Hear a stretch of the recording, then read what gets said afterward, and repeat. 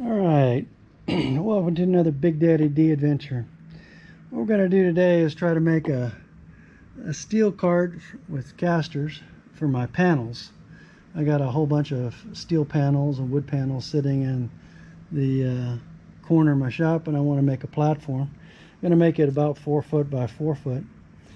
So what I did is I drew it up, I ran some basic numbers on it, I'll show you those later, and then created some detail kind of views for how I'm going to cut it up, and then came up with a cut list. So one of the goals of my new cart is to see how much scrap steel I could use from other projects that I had. So what I did is I went through my rack over here, and I said, okay, well, I need all these 2-inch pieces, and then how long do I need them for my cut list. Made sure those dimensions fit, so that will be my base. And then I was like, well, I need to have those arms on that drawing, so these will be the horizontals and those will be the verticals.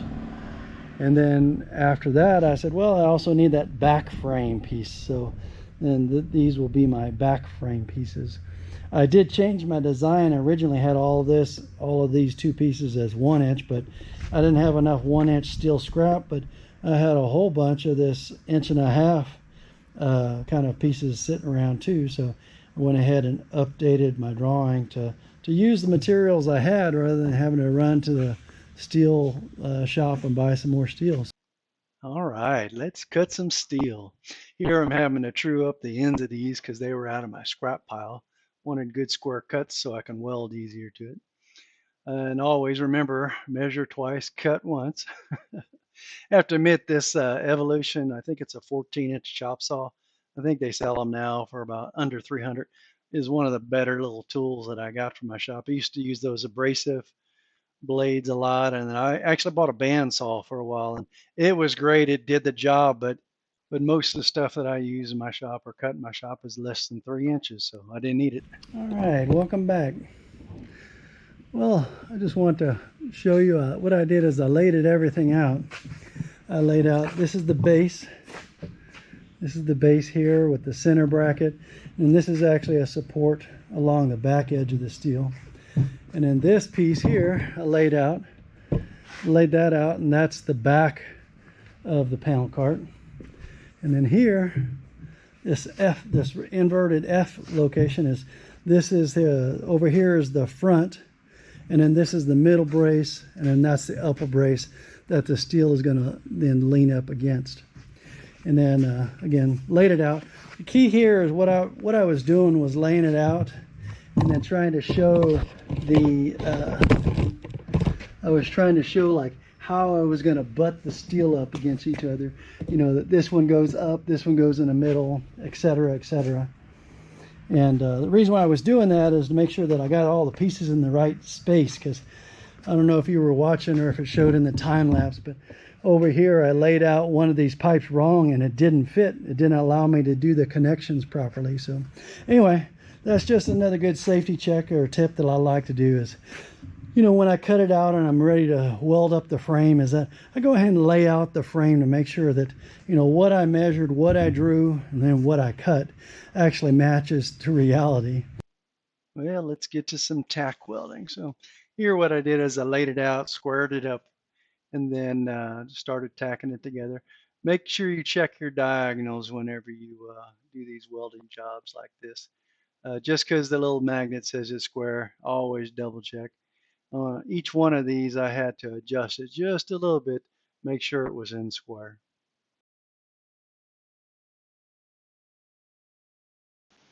Fortunately, I have this little workbench here, and I was able to clamp it to it, get myself up off the ground, and be able to be at a better height to weld the rest of this out.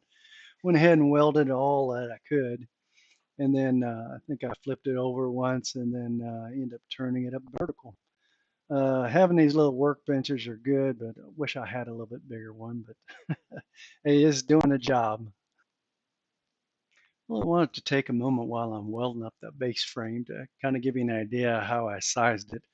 My need for this cart was to have about 1,000-pound capacity. So what I did is I just assumed that since it was on casters that it was going to be like a simply supported beam.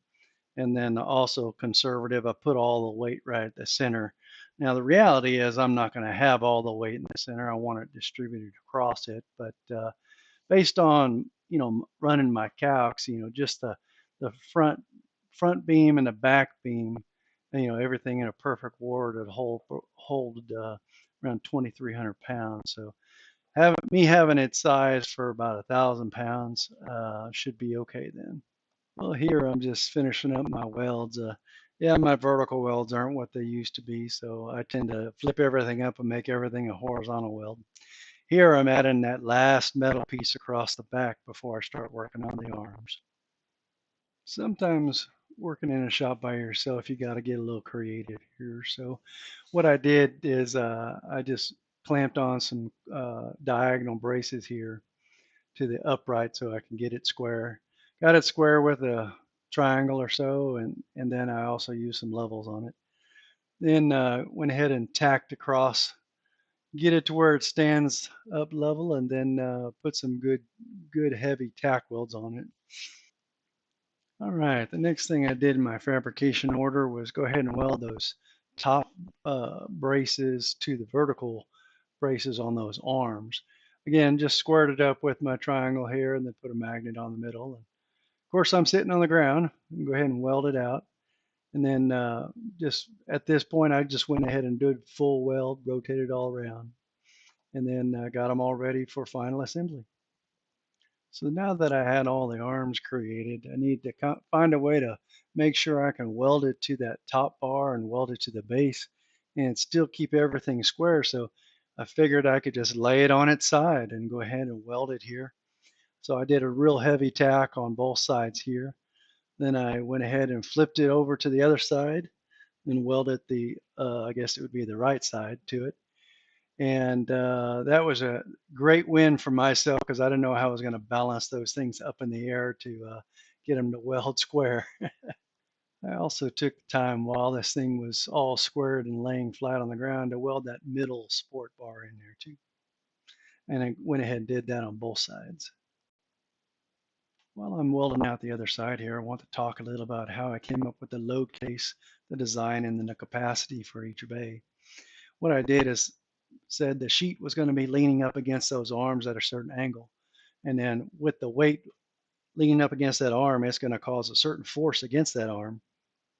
So now that I knew that there was a relationship of that resistance force to that arm, I went ahead and calculated what's the max stress that those 1-inch square tubings could take. So now that I had that max stress that that arm could handle, I could then figure it out, based on the angle of that sheet leaning up against the arm, what was the capacity of each of the bay. Again, my target was 250 pounds per bay. So it worked out.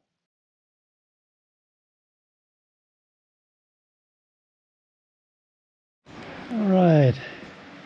I want to talk about how I mocked this thing up, just to give you an idea how I assembled it.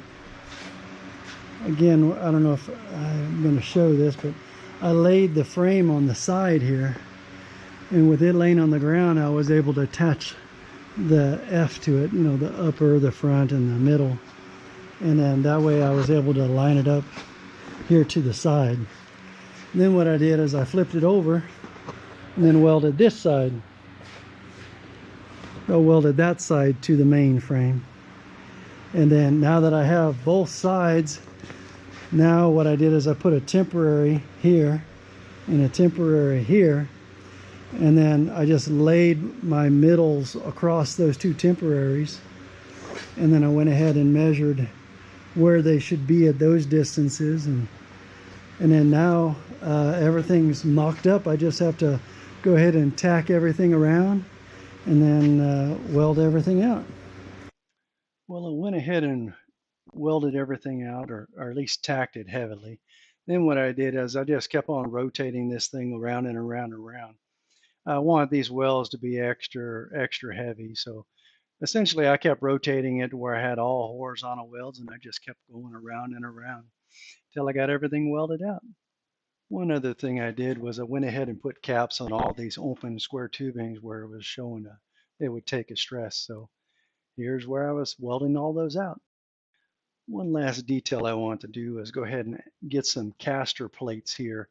Instead of welding those casters to the base, I wanted to go ahead and bolt them. So fortunately, I got a CNC plasma cutter here. I think it's a Langmuir Crossfire Pro, and it was able to make short work of these 4 plates.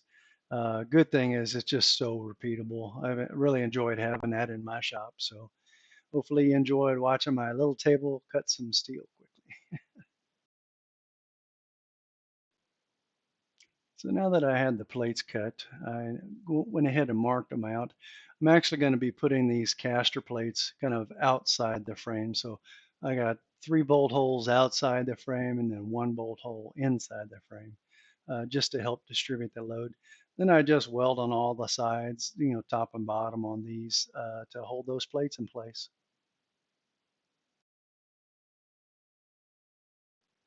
Well, at the end of any welding job, you got to turn off the welder and do a little dance and make your daughter cringe. Job well done. All right, finally done. I've got the casters put on all 4 wheels. Now it rolls. That's pretty cool.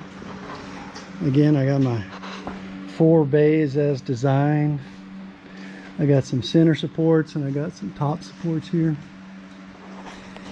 Only thing left is I'm gonna go ahead and deck it here, just to have some extra support to distribute that load on the bottom. And then the only other thing would be is to load it. I went ahead and prepped a piece of plywood, 4x4, and then I went ahead and notched these corner pieces out. I used my reciprocating saw here. That did a good job on just being able to notch these things out without cutting it out too much. But yeah, next time you see this piece of wood, it'll be in the bottom of my plate holder here. So till then, take care. Bye-bye. Welcome back. All right, here is a finished product. I went ahead and loaded it up all the way up. Pretty cool. I was able to move it around. Now I have a whole empty corner here. I think I'm going to bring my compressor back here. I was also able to use the space behind my rack, since I'm able to roll it around, to put some big 10-foot panels. So that was a big win. Slate. I guess the goal here was just to save floor space, so that's what I did. But got a whole bunch of plywood, got my solid sheets of steel, I got my roof panels and other kind of panels, and I got some foam board. I got all my cardboard that I could have used when I was painting a while ago, and I have my expanded metal. So I would say this is a success. I love it. Well, thanks for coming on another adventure with me today. I enjoyed taking you with me as I built my new vertical wood shop sheet cart, so I can store all my metal and my wood supplies, and then also showing you a little bit of behind the scenes of how I got to that solution.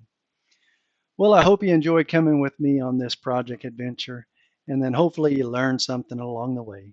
As usual, if you like what you saw, give me a thumbs up. And if you'd like to go on more adventures with me, hit the subscribe button. As always, take care. Bye-bye.